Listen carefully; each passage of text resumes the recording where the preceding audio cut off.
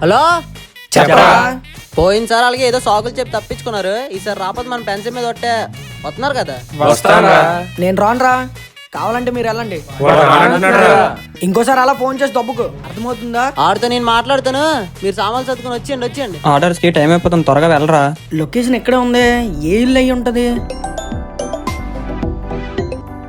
ఒకసారి చెప్తే అర్థం కాదా నీకు? ఏరా రానంత నువ్వు నీకు తెలియనట్టు మాట్లాడకురా. ఆ ఊరి పేరు వింటేనే అదంతా ఒకప్పుడురా. అయినా ఇప్పుడు వాళ్ళు వేరు నువ్వు వేరు.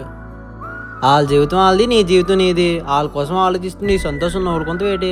నువ్వెన్నైనా చెప్పరా, నేను మాత్రం రాను. నువ్వు వస్తేనే మన వాళ్ళు కూడా వస్తారంటరా. నీవు ఒక్కడి కోసం ఎంతమంది బాధపెట్టడం కరెక్ట్ కాదురా. నీ కోసం కాకపోయినా మా కోసమైనా రారా. సరే, మీకోసం వస్తాను రా.